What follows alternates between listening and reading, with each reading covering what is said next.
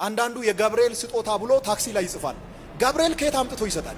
ስለ ታቦት እስቲ ትንሽ ንገረኝ። ግን በጣም ማወቅ የምፈልገው ነገር ነው። እስቲ ትንሽ ስለ ታቦት አጫውት። እኔ አለው በእግዚአብሔር ፊት ምቆም ገብርኤል ነኝ። በጊዜው የሚፈጸመውን የአምላኬን የምስራች ይዤልህ መጥቼ ስላላመንክ አለው እስከምትወልድበት ቀን ድረስ ዲዳ ትሆናለህ ብሎ ዚፕ ጽዋለት። መልአክ ቀልድ አያውቁ አልፉ። የቅዱስ ገብርኤልን መልክ ድርሳን የሚደግም እሱን የሚያምን ሰው በዓሉን የሚያከብር ጊንጥ አይነድፈውም፣ እባብ በመርዙ አይነካውም፣ ዘንዶ ሊውጠው አይቻለውም፣ አንበሪ ሊውጠው አይቻልም።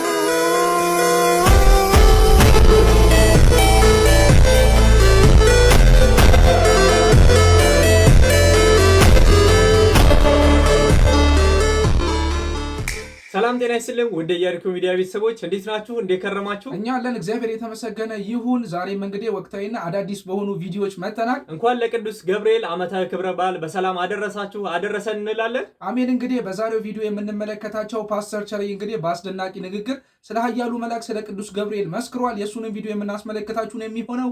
እሱ ብቻ አይደለም እንግዲህ እዩ ጩፋ ደግሞ መጥቶ ቅዱስ ገብርኤል የእኛን ጸሎት አይሰማም፣ ምንም ጥቅም የለውም፣ ወደሱ የሚጸለይ ጸሎት እያለን ይገኛል። የሱንም ቪዲዮ የምናስመለከታችሁ ይሆናል። ከዛም በተጨማሪ እንግዲህ ፓስተር ትዝታው ሳሙኤልና የሐዋሳው ገብርኤል እንግዲህ ምንድነው የሚያገናኛቸው የሚለውንም በዛሬው ቪዲዮ የምናስደምጣችሁ ነው የሚሆነው። አሁን እንግዲህ በትናንትናው ቪዲዮአችንም በሐዋሳ ገብርኤል እጅግ በጣም አሳፋሪ ቪዲዮ ተመልክተን ነበረ። በሱም ጋር ተያይዞ ድርጅቱ መጥተው ይቅርታ ጠይቋል። ይህ ድርጅት ማን ነው ምንድነው ያለው የሚለውንም በዛሬው ቪዲዮ የምናስመለክታችሁ ይሆናል። በነገው ዕለት እንግዲህ በተለያዩ የሀገሪቱ ክፍሎች ታቦት ወጥቶ የኃያሉ መልአክ የቅዱስ ገብርኤል ክብረ በዓል ይከበራል። በዚህ በዓል ላይ እንግዲህ ታቦት ይወጣል። ትዝታውና ዮናታን አክሊሉ ደግሞ መጥተው እንግዲህ ታቦትን በሚያንቋሽሽ መልኩ በትናንትናው ዕለት አንድ ፖድካስት አድርገው ነበረ። እሱንም ቪዲዮ የምናስመለክታችሁ ነው የሚሆነው። እስከ መጨረሻ ድረስ ቪዲዮቹን ተመልከቷቸው። ላይክ እና ሼር ማድረግ እንዳይረሳ። ሰብስክራይብ ያላደረጋችሁም ኢያሪኮ ሚዲያን ሰብስክራይብ በማድረግ የሚዲያችን ቤተሰብ ሁኑ እንላለን። ቀጥታ ወደ መጀመሪያ ቪዲዮ። አንዳንዱ የገብርኤል ስጦታ ብሎ ታክሲ ላይ ይጽፋል። ገብርኤል ከየት አምጥቶ ይሰጣል? የሁሉ ምንጭና የሁሉ ባለቤት እግዚአብሔር ነው። ታዲያ ከየት አምጥቴ ነው የገብርኤል ስጦታ ብለ የምትጽፈው? እግዚአብሔር የላከውን መልእክት ወደ አንተ ይዞ የመጣውን መልአክ አግኝተ እባክህ ገብርኤል ልዬ በእግረ መንገዱ እችንም ወደ እግዚአብሔር አድርስልኝ ብትል ምን ይልሃል? ያንተ ነገር ወደ እግዚአብሔር የሚደርሰው በኢየሱስ በኩል ነው ብሎ መንገዱን ያሳያል። ጃንጥላ ሰጣለሁ በል፣ ትልቅ ሻማ አበራለሁ በል፣ አይሰማህም። እንትን ሰጣለሁ ሙስና እዛ ቀበሌ የለመድከውን ቀበሌ ላይ ጨርስ። የክፍለ ከተማ ስራ አስፈጻሚ መሰለ እንዴ? ዛንጥላ ሰጣለሁ። ዛንጥላ ለዝናብና ለፀሐይ ተጠቀም። መልአክ ደግሞ ዛንጥላ ይዛ ቀረባ። ገብርኤልን መላእክትን ማምለክ ጣዖት አምላኪነት ነው። የትኛው ጸሎት? ይሄ የጸለይከው ጸሎት ተሰምቶልሃል። ተርላና ደስታ ነው የሚወለደው አንተ ቤት። ይሄ ተውኩት ጸሎት ተርላና ደስታ ይዞ መጥቷል። ጽናትህ፣ ልመናህ፣ ቆይታህ ፖለቲካው ሳይፈታ፣ ችግሩ ሳይፈታ፣ እርጅና ሳይፈታ በታማኝነት ትዳር ውስጥ በመቆየትህ ያ የጸለይከው ጸሎት የጠበቀኝ መጠበቅን አይቼዋለሁ። ጸሎትህ ተሰማ አለው ገብርኤል መጥቶ። ዋው! ይሄ እንዴት ይሆናል አለ ገብርኤል። እዚህ ጋር ነው ገብርኤል እንግዲህ በቃ ገብርኤል ቀልድ የማያውቅ መሆኑን የምታውቀው እዚህ ጋር ነው። አላዋዛለት። እኔ አለው በእግዚአብሔር ፊት ምቆም ገብርኤል ነኝ። በጊዜው የሚፈጸመውን የአምላኬን የምስራች ይዤልህ መጥቼ ስላላመንክ አለው እስከምትወልድበት ቀን ድረስ ዲዳ ትሆናለህ ብሎ ዚፕ ጽዋለት። መልአክ ቀልድ አያውቁ አልፉ። ውልፍት ከተሉ ሸክ ነው የሚያደርጉ። ከመጡ እግዚአብሔር ይመስገን እዛው የያዝልን ጌታ። እውነት ነው። ገብርኤል ቢመጣ እኮ ገብርኤል አይለቅህም እኮ። እንደ ቀልዳፍን ተርመሰሰ ታረቅ ሾጥ ነው የሚያደርግ። የምሬን እኮ ነው የሚል። እንግዲህ እንደተመለከታችሁት ነው። ምንም እኛ መልሱን ለመስጠት አያስፈልገንም። ፓስተር ቸርይ የራሱ ቤተ እምነት ተከታይ እንግዲህ መልስ እየሰጠው ይገኛል ስለ ቅዱስ ገብርኤል ክብርና ዝና ማለት ነው። አሁን እንግዲህ ዘካርያስን ዲዳ ያደረገ መልአክ አንተን ዲዳ ያርጋ አንልም። እንደሰው እኛ እናስባለን። ግን አንድ የሚያስገርመኝ ነገር የዩ ጩፋ ምን እንደሆነ ታውቃለህ? ገብርኤልን እንግዲህ እግዚአብሔር አይሰማውም ወይም ደግሞ ጸሎታችንን አያሳርግም ብሎ ያስባል። እሱ ግን በገስታውስ አንተ እየከፈልከው ጸሎትን ያሳርግላል። ፈጣሪን እሱ ይሰማዋል። ከፈጣሪ መልእክት በሱ በኩል አንተ ይመጣላል። በጣም ገብርኤል ግን አይቻልም። በነገራችን ላይ እንደዚህ ቅዱሳን ምናምን ነገር ሲሉ ማለት ነው እነሱ ስለሞቱ አያማልድም ይላሉ። እሺ ገብርኤልስ ሞቷል? አልሞተም። ሲጀመር አይሞቱም፣ እነሱ መልአክ ናቸው። ስለዚህ መልአክ ከሆኑ ደግሞ ያ በብሉይ ዘመን የሚያማልዱ አሁንም ምን ይላሉ? ያማልዳሉ። እንግዲህ እንደሰማችሁት ነው። ፓስተር ቸሬም እንግዲህ ከቅርብ ጊዜ ወዲህ እንግዲህ በቅዱሳንና ስለ እመቤታችን ስለ ቅድስት ድንግል ማርያምም አሁንም እንግዲህ ስለ ገብርኤል ስላላቸው ክብር እንግዲህ በግልጽ እየተናገረ ይገኛል። በዚህም እንግዲህ የሚደነቅ ሐሳብ ነው። በጣም ብዙ ጊዜ ከሌሎቹ ፓስተሮች ለየት የሚለው በዚህ ነው። የቅዱሳንን ክብር ያውቃል፣ ቢያንስ እንኳን ማለት ነው። ሌላ እንዲያው ሰፊ ልዩነት ቢኖረንም ቅዱሳንን ያከብራል፣ እንደ ሌሎቹ አይሳደብም። እስቲ ከዚህ በመቀጠል ደግሞ ስለ ቅዱስ ገብርኤል እንግዲህ ከቤተክርስቲያን መምህራን የአንዱን ቪዲዮ ተከታትለን እንመለስ። በጣም ደግ የሆነው ቅዱስ ገብርኤል ብዙ ጊዜ ላይ በዕለተ ቀኑ ምንም አይነት ሰው ስራ የማይሰራው ለምን? ስለሚወደው በደንብ አድርጎ ስለሚያደርገው ስለሚፈራው ነው። ልብስ ባጥብ ምን ይመጣብኛል ብሎ የሚገርማችሁ እነ ሚካኤል አይከፋቸው በቀናቸው እንዲህ ስናረግ እነ ሩፋኤል እነ ኡራኤል ምንም አይመስላቸው ደስ እንዳላችሁ እናሚናል ኃይሉን መራት ታስቡ ኃይሉን በፍጹም ስጋዊ የሆነውን ነገር በእነዚህ ቅዱሳን መላእክት እንደ ሰንበት የሚከበርባቸው ዕለታት ላይ ደገኛ የሆነ መልካም ስራ እንድንሰራባቸው ያስፈልጋል። አስቡት ለ30ውን ቀን በሙሉ ስንደክም እንዴት አንድ ቀን ለነፍሳችን መኖር ይከብዳል? ወር በገባ በ19 እንደ ሰንበት አክብሩት የቅዱስ ገብርኤልን በዓል ማለት እኮ ስጋዊ ነገር አታስራበትና ስለ ነፍስ የምትጨነቅበት ቀንቱ ንስሐ ከሆነ ግባበት፣ ከምቆርብ ከሆነ ቁረብበት። መልካም ለማድረግ ይሄ ስድስቱን ሕግጋተ ወንጌል ተረቢያ ብለተኛል፣ ተጠምቻ ተጠተኛል የሚሉትን ለማድረግ ከሆነ ተጠቀምበት ያንን ቀን እንጂ ገብርኤል ነው ብለህ እጅግርን አጣጥፈህ ቁጭ በልኩ ያለ ማንም የለም። እየሰማችሁ መልካም የሆነ ስራ መስራት አለብን። አለበለዚያ ልክ ፍሬ እያፈራ ነገር ግን እሾህ እንደሚያንቀው ነው የምንሆነው። መልካም የሆኑ ፍሬዎች። ስለዚህ እግዚአብሔርን መፍራት ማለት የሆነ ነገር ያደርግብኛል ብሎ መሳቀቅ አይደለም። አብዛኛው ሰው እግዚአብሔርን ትወደዋለህ ሲባል እወደዋለሁ የሚለው የሚወደው ብቻ ኖሮ አይደለም፣ የሚፈራውም ስላለ ደግሞ አልወደውም ብል ምን ሊያደርግብኝ እንደሚችል ማን ያውቃል አይደለም። እግዚአብሔርን መፍራት ማለት እስቲ ኃጢአትን በሉ እሱን እወደዋለሁ ብሎ በሉ እንጂ መተው ማለት ነው። መምህራችን ቃሎትን ያሰማልን። እንግዲህ ስለ ቅዱስ ገብርኤል እንደዚህ ሰፋ ያለ ማብራሪያ ሰጥተውናል። አሁን እንግዲህ አብዛኞቻችን እንግዲህ በገብርኤል ስራ ማንሰራው ገብርኤልን በጣም ከመውደድ ብቻ ሳይሆን ከመፍራትም ጭምር ነው። እንግዲህ የሆነ ነገር ያደርገኛል በሚል ሰበብ ነው። ባይዘዌ በኦርቶዶክስ እምነት ተከታዩም ዘንድ ብቻ አይደለም። በገብርኤል እንግዲህ በጣም አብዛኛውም ሰው ያምናል። ሙስሊም ሁሉ ለራሱ በዛ ያከብራሉ። እንዲያው ምንም እንኳን እንደዚህ እንትን ባይሉም ስለሚፈሩ ማለት ነው። በፍራቻ እንደኛ ወደውት አክብሮት እንዲያው በዓሉን እያከበሩ ባይሆን ራሱ ስለሚፈሩ እንዲያው መብረቁን ያወርድብናል ብለው እየፈሩ እንትን ይላሉ። አሁን እንግዲህ እኛም ከዚህ ቪዲዮ መረዳት ያለብን ነገር ቢኖር ገብርኤል ነው ብለን እንግዲህ ችግራችንን አጣጥፈን መቀመጥ ብቻ ሳይሆን እንግዲህ መንፈሳዊ የሆኑ ተግባራትን ልንፈጽም እንደሚገባ መምህራችን ድንቅ በሆነ መልኩ አስተምረውናል። እስኪ ከዚህ በመቀጠል ደግሞ ትናንትናም እንዳሳየናችሁ በሐዋሳ ገብርኤል እጅግ በጣም አሳፋሪ ተግባር ተፈጽሞ ነበረ። በዛም ጉዳይ ላይ እንግዲህ ድርጅቱ መጥቶ ይቅርታ ጠይቋል። እስኪ እነሱን ቪዲዮ ተመልክተን እንመለስ። ኦርቶዶክሳውያን ይቅርታ ጠይቀዋል። ማን? ግራንድ 5 ስታር ክለብ ማለት ነው። ትላንትና የሰራሁትን ኦርቶዶክሳውያንን ያስከፉትን ማለት ነው። ባለማተብ ከሆንክ ይህን ቪዲዮ ሼር አድርግልኝ፣ እስከ መጨረሻው አዳምጠኝ፣ ሙሉን ተመልከቱት፣ ትመለስበታል። መላው የኦርቶዶክስ ቤተሰብያን ሳናቀው ሳናስበው የተፈጠረብን የማስታወቂያ ስራችን ላይ ይሄ ነገር በመፈጠሩ መላውን የኦርቶዶክስ ቤተሰብ ይቅርታ እንጠይቃለን። ይህን ይቅርታ የምንጠይቀው በክለባችን ስምና በባለቤት ስም ነው። ስለፈጸምነው ወይም ደግሞ ስለተከናወነው ነገር ከባድ ይቅርታ እንጠይቃለን። ይህንንም ተቀብላችሁ በዓሉ በመልካም እንደምታሳልፉ እናምናለን። መልካም ጊዜ። እንኳን ወደ ዋና ማራኪው ሀገር ሐዋሳ በሰላም መጥተው ስንል እኛ ሰላም እንዴት ናችሁ? እንግዲህ እዚህ ቪዲዮ ላይ የምታዩት ልጅ እኔ ነኝ። ኢቨንቱ ማነው ክለቡን ፕሮሞት የምታደርገው ልጅ እኔ ነኝ። ምንም ማስተባበያ ምናምን አያስፈልገውም። ነገር ግን በጣም ብዙ ትልልቅ የምትባሉ ሰዎች በእኔ ፐርሰናል አካውንት መጣችሁ ብዙ ነገር ጽፋችሁልኛል። እንዴት ሃይማኖትሽን ትሸጫለሽ? እንዴት ሃይማኖትሽን ለሌላ ሃይማኖት አሳልፈሽ ሚዲያ ላይ ታወጫለሽ ላላችሁኝ ምንም አይነት የሃይማኖት ተልዕኮ የለኝም። ምንም እኔ በፐርሰናሊ የኦርቶዶክስ እምነት ተከታይ ነኝ። እምነቴንም በጣም አከብራለሁ። ነገር ግን እንደዛ ብላችሁ እንደ ትንሽ ታይታችሁ ስለመከራችሁኝ አመሰግናለሁ። ምንም አይነት ተልእኮ የለኝም። እኔም ሆንኩ ክለቡ ምንም አይነት የሃይማኖት ተልእኮ የለንም። እዛ ላይ ስራዬ ምንድነው ክለቡን ለብዙ ሰዎች ተደራሽ ማድረግ ነው ስራችን፣ የኔም ሆነ የሌሎቹ ማለት ነው። ስራችን እሱ ነበር። ነገር ግን ስክሪፕቱን አንደርስታንድ የማድረግ ችግር ነው። በጣም ይቅርታ። ቪዲዮውን አጥፉትና ይቅርታ ቪዲዮ ስሪ ባላችሁ መንገድ ሰርቻለሁ።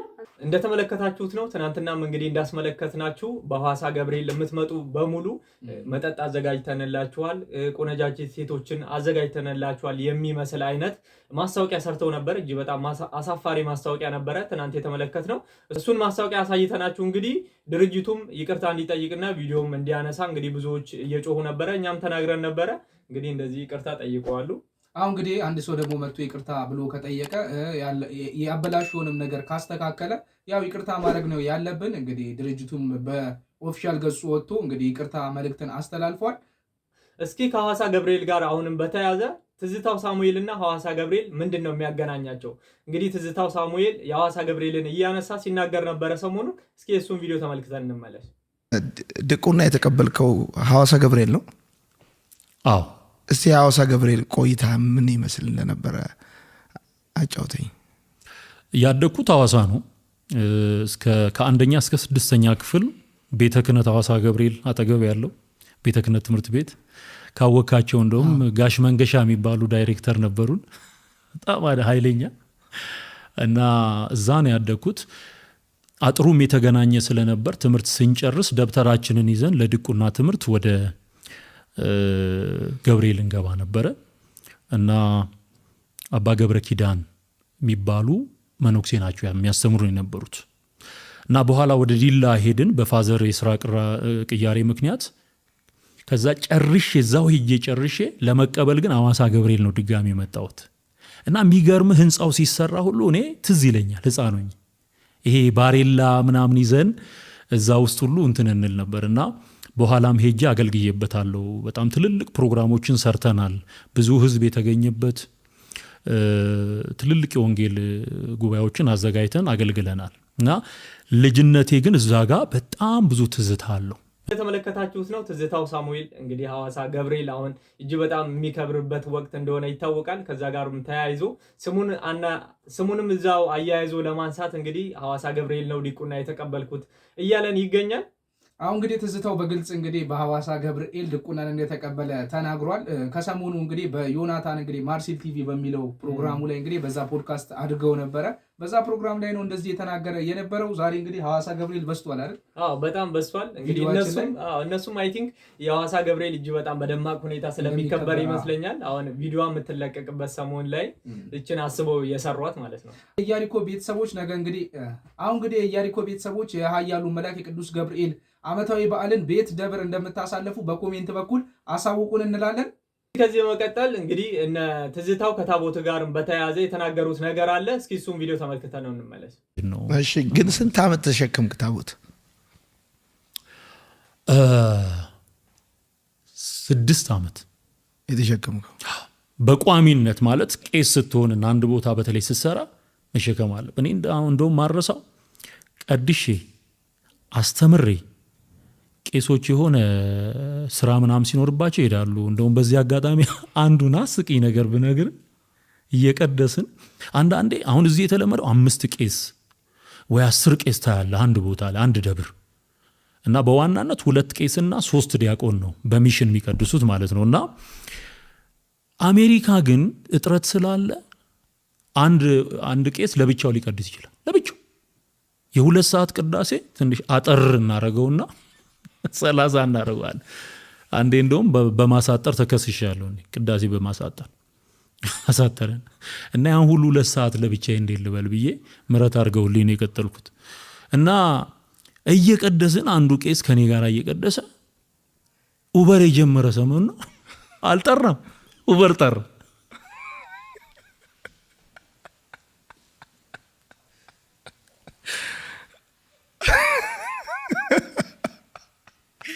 ማመን ነው የሚያቅት። እንግዲህ ሲሪየስ ነው የኦርቶዶክስ ስርዓት ነው።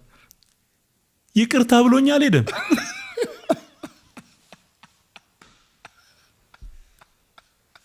ሰውየው ይታወቃል በጣም እና ልብሱን አውልቆ ጠርቷል በል ጨርሰው ብሎኝ ሄደ። ያን ሁሉ ቅዳሴ ለብቻዬ።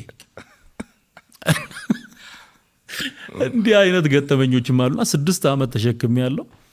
ግን ያው ጌታ ረድቶኝ ከምሸከመው አምላክ ወደሚሸከመኝ አምላክ እኔ እስከ ሽበት እስከ ሽምግልና እሸከማለሁ ብሎ በፍቅር ወደ ጠራኝ አምላክ መጥቻለሁ። አሁን ሸክም አይሰማኝም። ሃሌሉያ፣ ክብር ለኢየሱስ። እንግዲህ እንደተመለከታችሁት ነው ዮናታንና ትዝታው በጣም የፌዝ የሚመስል ነገር ከነሱ የሚጠበቅ ነገር አይደለም። የህፃን ጨዋታ ነው የሚመስለው እንጂ ፖድካስትም አይመስልም የሚያወሩት ነገር ማለት ነው። ሙሉ ወሬያቸው ሜቢ ገብታችሁ ዩቲዩብ ላይም ካዳመጣችሁ ኦርቶዶክስን መክሰስ ነው። በቃ ታቦት ምን እያሉ ስድብ ላይ ነው። አንድ የተናገራት ነገር አስተውለ ከሆነ ከምሸከመው አምላክ ወደሚሸከመኝ አምላክ አለ። እኛ ታቦት አምላካችን ብለን ነበር አሁንም እንትን የምንለው እንደዛ ነበር የሚያስበው ማለት ነው። ታቦትን የሚሸከመው አምላኬ እያለ ነበር ማለት ነው እሱ እዚህ ኦርቶዶክስ እየነበረ። እስቲ ከዚህ በመቀጠል ደግሞ እስቲ ስለ ታቦት አቡነ በርናባስ ያሉት አንድ ድንቅ መልእክት አለ። የእሳቸውን ቪዲዮ አንድ ተከታትለን እንመለስ። ስለ ታቦት እስቲ ትንሽ ንገረኝ፣ ግን በጣም ማወቅ የምፈልገው ነገር ነው። እስቲ ትንሽ ስለ ታቦት አጫውተኝ እስቲ። ታቦት ያልነው በአዲስ ኪዳን ዓላማው ምንድን ነው? በላዩ ላይ የተጻፈው ምንድን ነው? ዓላማው የሥጋውና የደሙ የክብሩ ዙፋን ማክበሪያ ነው። በላዩ ላይ የተጻፈው ደግሞ አልፋ ኦሜጋ ኢየሱስ ክርስቶስ ጉልበት ሁሉ ኢየሱስ ለሚለው ስም ይንበርከክ ብሎ የተጻፈበት ነው። ምንንበረከኩ ምንሰግደው ለስም ደግሞ በሰማይም በምድርም ያለ ፍጥረት ሁሉ ከባህር በታች ያለ ፍጥረት ሁሉ እሱ የሚሰግድለት ፍጥረት ሁሉ የሚሰገድለት ስም ነው። ምን ኮራበት ነው ማለት ነው። ተግባውተና አሁን ለምሳሌ እሱን ያስከው መጽሐፍ ቅዱስ ፊክሽን ቢሆን ምንም ክብር ልትሰጠው አትችልም አይደለም? ወይም ደግሞ ማንኛው መጽሐፍ ቢሆን ምንም ልትሰጠው እንደሱ አክብረ ያስከው እንደውም ቅድም ካነበብኩ በኋላ ስትስሙ አይቻል ከፍቅር የተነሳ ነው። የእግዚአብሔር ቃል ስላለበት ስሙ ስላለበት እና የአዲስ ኪዳን ታቦት አሁንም የሰው ልጅ የቀረጸው ነው። የብሉይ ኪዳንም የሰው ልጅ የቀረጸው ነው የነበረው። የአዲስ ኪዳኑም ደግሞ የሰው ልጅ የቀረጸው። ግን አሁን የሰው ልጅ የቀረጸው ይሄ ታቦት ያልነው በአዲስ ኪዳን ዓላማው ምንድን ነው? በላዩ ላይ የተጻፈው ምንድን ነው? ዓላማው የሥጋውና የደሙ የክብሩ ዙፋን ማክበሪያ ነው። በላዩ ላይ የተጻፈው ደግሞ አልፋ ኦሜጋ ኢየሱስ ክርስቶስ ጉልበት ሁሉ ኢየሱስ ለሚለው ስም ይንበርከክ ብሎ የተጻፈበት ነው። ምንንበረከኩ ምንሰግደው ለስሙ። በእውነት ለአባታችን ቃሎትን ያሰማልን። እንግዲህ ስለ ታቦት እንደዚህ ሰፋ ያለ ማብራሪያ ሰጥተዋል። እንግዲህ ኦርቶዶክስ ተዋሕዶ ቤተክርስቲያንም ታቦትን እንደዚህ ነው እንጂ የምትቀበለው አምላኬ ነው ፈጣሪ ነው ብላ አታምንም ማለት ነው። ሰማችሁት ነው። እነ ትዝታው እና ደግሞ ዮናታን አክሊሉ እንግዲህ ስለ ቅዳሴም የተወሰነ እያነሱ ነበረ። በዛ ላይ በቅዳሴ መሃል ስልክ አንስቶ እንግዲህ ትቶት እንደሄደ ሁላ ትዝታው እየተናገረ ነበረ። በቅዳሴ ሰዓት ላይ እንግዲህ ምን አይነት ስርዓት ነው መፈጸም ያለብን ወይም ደግሞ ምን አይነት ተግባራትን ማድረግ የለብንም የሚለውን አባታችን አባ ገብረ ኪዳን ያስተማሩት አንድ ድንቅ መልእክት አለ። እሱ አንድ ድንቅ ትምህርት አለ። እሱን ተከታትለን እንመለስ። ሄሎ ቅዳሴ ላይ ነኝ የረተው አንዳንዶቻችሁ ቤተክርስቲያን መጣችሁ ሲጋራ ሲያጨስ ያያችሁትን፣ ሲሰክር ያያችሁት፣ ሲያመነዝር ያያችሁት ድንገት እንደው አንድ ቀን ቤተክርስቲያን ብሎ ሲሳል ወይ ጉድ ወይ መሰንበት እንትናም ደግሞ መጣ ትላለችሁ እናቶች። እንዲ ምን ጨነቀ አንተ? ማን ወጣ ማን ገባ ልትል መታሃል? ማንን ፈልጋችሁ ነው የመጣችሁት? ክርስቶስን ፈልገን ነው። ሰው የፈለገውን ያድርግ። አንዳንዱ ስግደት ይሳሳታል፣ አንዳንዱ ማማተብ ይሳሳታል፣ አንዳንዱ ይወጣል ይገባል፣ አንዳንዱ በቅዳሴ ጊዜ ይቀመጣል፣ አንዳንዱ ያቋርጣል፣ አንዳንዱ ያወራል። ዝም ብለህ አንተ እነዚያ ምንም ይበሉ ዞር አትበሉ። ክርስቶስን ፈለጋ የመጣች ነፍስ ክርስቶስን ብቻ እያሰበች ትቆማለች። ካህናቱም ቢሆን ዲያቆናቱም ቢሆን ቄሶቹም ቢሆኑ መርጌቶቹም ቢሆኑ ክርስቶስን ፍለጋ ነው የመጡት። እንዲህ አይባልም። ራሱ ዞር አይባልም። ቤተ ክርስቲያኑ ክርስቶስን ፍለጋ ነው። ወሬ አይወራም። ስልካችሁንም ዘግታችሁት ነው። ሄሎ ቅዳሴ ላይ ነኝ የረተው እንዲህ ያለ ቅዳሴ አለ እንዴ? ቅዳሴ ላይ ነኝ ጥጋባችሁ እኮ አሁን እንዲያው እስኪ ፍርድ ቤት ቆማችሁ አያርግባችሁ፣ ግን መድኃኒዓለም ከክስ አያድርሳችሁ። እንዲያው ፍርድ ቤት ግን ቆማችሁ እያናገራችሁ ስልካችሁን አውጣችሁ ሄሎ ጓደኛዬ ፍርድ ቤት ላይ ነኝ ትላለህ። በፖሊስ ጆሮህን ብሎ እንደሚያሳስር ስለምታውቅ እዚያማ እውነት ነው ክቡር ፍርድ ቤት፣ እውነት ነው ክቡር ፍርድ ቤት፣ እውነት ነው ክቡር ፍርድ ቤት ነው የምትል እዚያማ ማለት ነው። እዚያ እንደዚህ ነው። እኛ እዚህ ግን ክርስቶስ ሲፈርድ ስለማናየው በክርስቶስ ዳኝነት ፊት ቆመን እዚህ እንቀልዳለን። ክርስቶስ እኮ እዚህ ያለ ዘመዶች፣ ሩቅ እንዳይመስላችሁ። የሆነ አባታችን ሆይ በሰማይ የምትኖር ስምህ ይቀደስ ስንለው ጊዜ እዚያ ላይ ቆሞ እኛን እንደዚህ ዘቅዘቅ አድርጎ አይ እነዚህ ልጆች እያለ የሚያየን መሰላችሁ? እዚህ እኮ ነው ያለው መድኃኔዓለም፣ እኛ ጋር ነው ያለው። እውነቴን ነው የምነግራችሁ። እሱ ቸር ቅርብ፣ ያደፉ ሰዎች ሁሉ ሄደው ሲታጠቡበት የማይደፈርስ ውሃ ክርስቶስ እኮ ነው። የተራቡ ነፍሳት ሁሉም በልተውት የሚጠግቡት ክርስቶስ እኮ ነው። ለደካሙት ላንካሶች ሂዶ ምርኩዝ የሚሆናቸው ክርስቶስ እኮ ነው። ምርኩዛቸው አይምሮ ለሌላቸው ዕውቀት የሚሆናቸው ክርስቶስ እኮ ነው። ሰው የማይንቅ ከታሰሩት ጋር አብሮ የሚታሰር ከተናቁት ጋር አብሮ የሚናቅ ከተራቡት ጋር የሚራብ እሱ ክርስቶስ እኮ ነው። አብሮን እኮ ነው ያለ፣ ሩቅ አይደለም። በእውነት ለአባታችን ቃሎትን ያሰማልን። ስለ ቤተ ክርስቲያን እንደዚህ ሰፋ ያለ ማብራሪያ ሰጥተውናል። በተለይም ደግሞ ቅዳሴ ላይ ስልክ ይዘን የምንገባና ስልክ የምናነሳ ሰዎች ከዚህ ትምህርት በኋላ በእውነት እንደማናደርገው ተስፋ እናደርጋለን። የዛሬው ቪዲዮአችንን እንግዲህ በዚህ ላይ ነው የምንጨርስ የሚሆነው። በድጋሚ እንግዲህ ለኃያሉ መልአክ ለቅዱስ ገብርኤል ዓመታዊ በዓል እንኳን አደረሳችሁ ነው የምንላችሁ። የእናንተንም የእንኳን አደረሳችሁ መልእክት በኮሜንታችሁ የምንጠብቅ ነው የሚሆነው። አዎ ለዛሬ የነበረን ቪዲዮ ይህን ይመስል ነበረ። ላይክ እና ሼር ማድረግ እንዳይረሳ። ሰብስክራይብም ያላደረጋችሁ ሰብስክራይብ በማድረግ የሚዲያችን ቤተሰብ ሁኑ እንላለን። ቀጣይ በሌሎች አስተማሪና ወቅታዊ በሆኑ ቪዲዮዎች እስከምንገናኝ ድረስ ቸር እንሰንብት።